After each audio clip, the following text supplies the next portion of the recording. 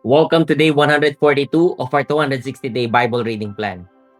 We are continuing on the 24th book of the Bible, the book of Jeremiah. Chapter 39. In the 9th year of Zedekiah, king of Judah, in the 10th month, Nebuchadnezzar, king of Babylon, and all his army came against Jerusalem and besieged it. In the 11th year of Zedekiah, in the 4th month, on the 9th day of the month, a breach was made in the city. Then all the officials of the king of Babylon came and sat in the middle gate. Nergal-Sarezer of Samgar, Nebuzar-Sekim, the Rabsaris, Nergal-Sarezer the Rabmag, with all the rest of the officers of the king of Babylon.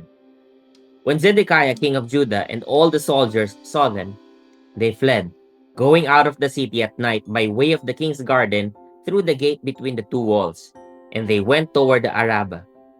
But the army of the Chaldeans pursued them and overtook Zedekiah in the plains of Jericho. And when they had taken him, they brought him up to Nebuchadnezzar king of Babylon at Riblah in the land of Hamath, and he passed sentence on him. The king of Babylon slaughtered the sons of Zedekiah at Riblah before his eyes, and the king of Babylon slaughtered all the nobles of Judah. He put out the eyes of Zedekiah and bound him in chains to take him to Babylon. The Chaldeans burned the king's house and the house of the people, and broke down the walls of Jerusalem. Then Nebuzaradan, the captain of the guard, carried into exile to Babylon the rest of the people who were left in the city, those who had deserted to him, and the people who remained. Nebuzaradan, the captain of the guard, left in the land of Judah some of the poor people who owned nothing, and gave them vineyards and fields at the same time.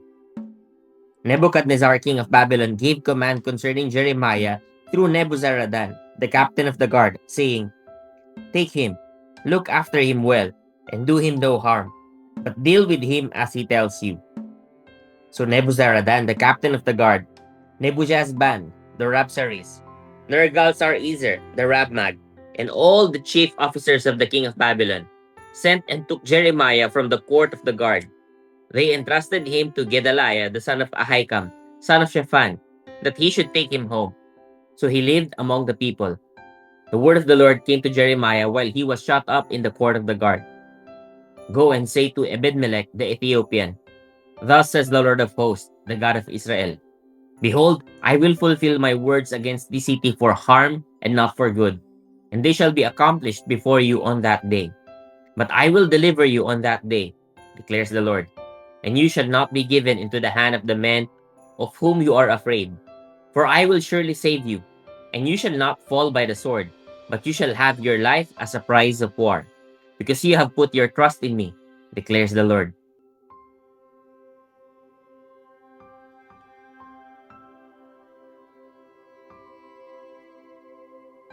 Chapter 40.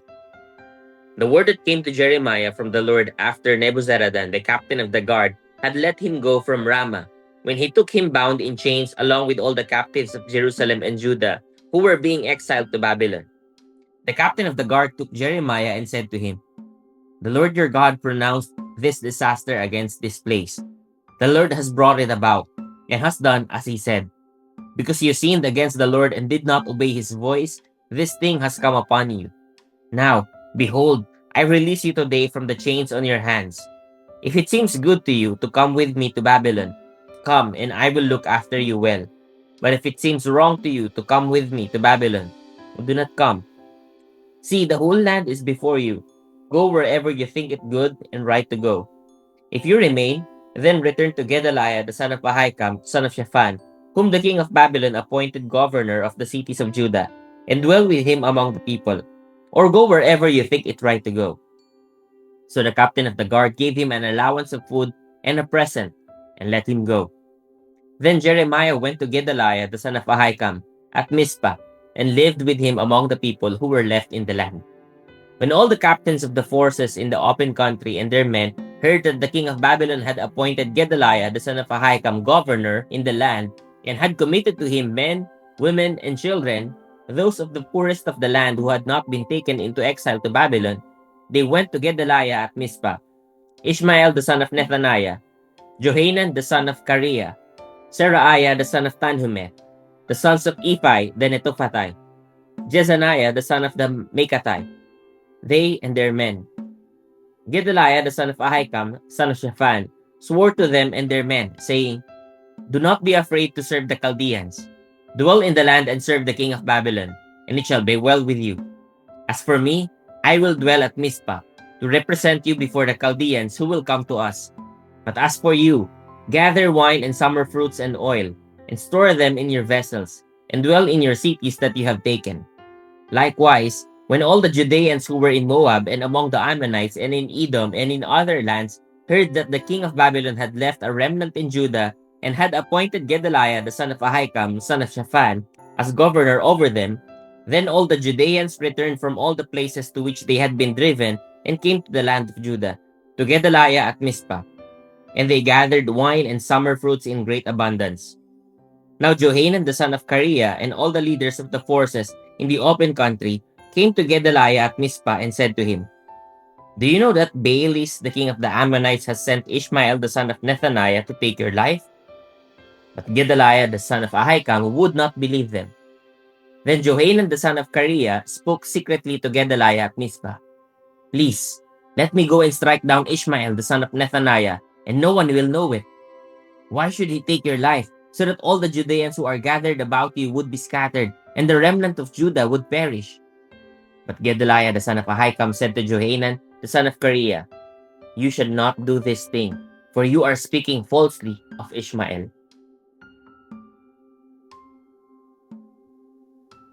Chapter 41. In the 7th month, Ishmael the son of Nethaniah, son of Elishama, of the royal family, one of the chief officers of the king, came with 10 men to Gedaliah the son of Ahikam at Mizpah. As they ate bread together there at Mizpah, Ishmael the son of Nethaniah and the 10 men with him rose up and struck down Gedaliah the son of Ahikam, son of Shaphan, with a sword and killed him, whom the king of Babylon had appointed governor in the land.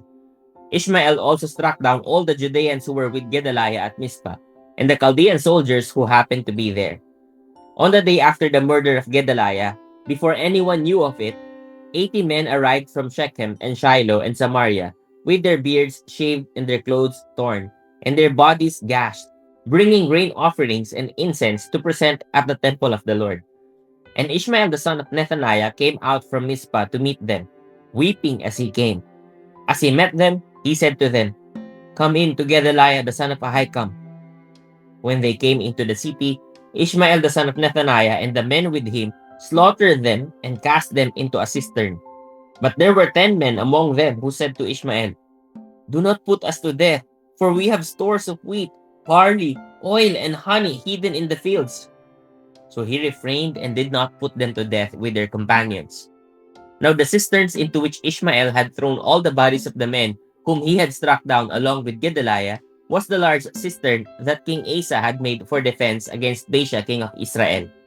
Ishmael the son of Nethaniah filled it with the slain.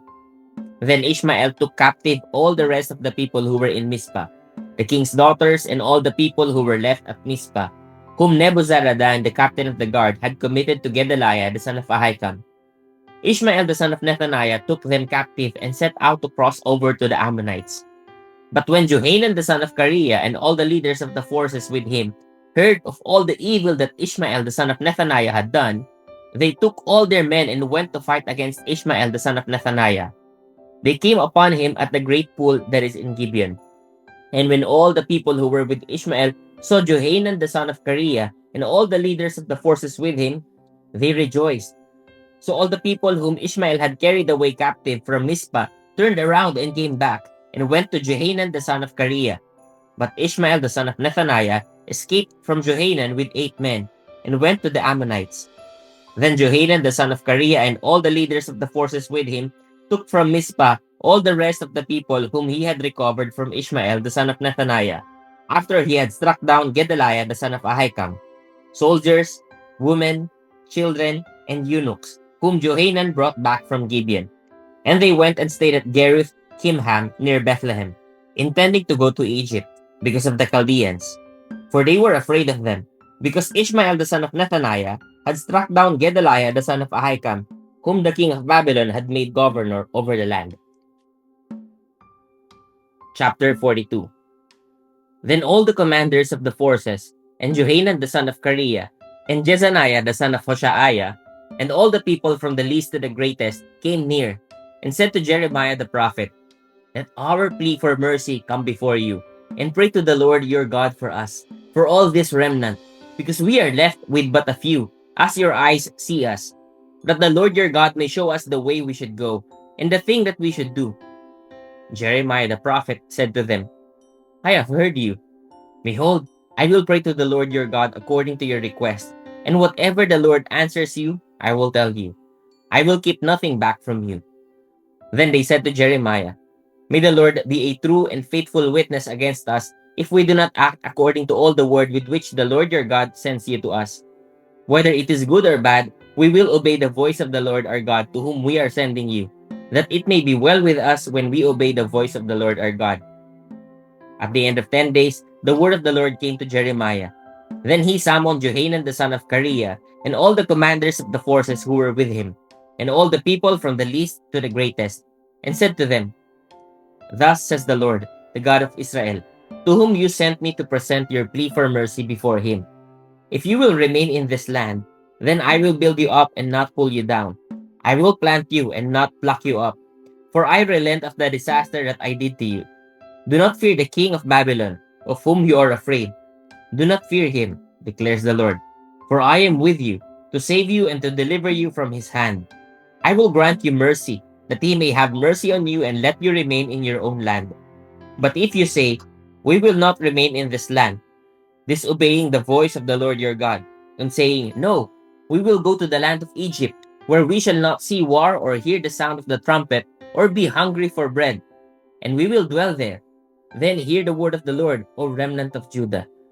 Thus says the Lord of hosts, the God of Israel, if you set your faces to enter Egypt and go to live there, then the sword that you fear shall overtake you there in the land of Egypt, and the famine of which you are afraid shall follow close after you to Egypt, and there you shall die. All the men who set their faces to go to Egypt to live there shall die by the sword, by famine, and by pestilence. They shall have no remnant or survivor from the disaster that I will bring upon them.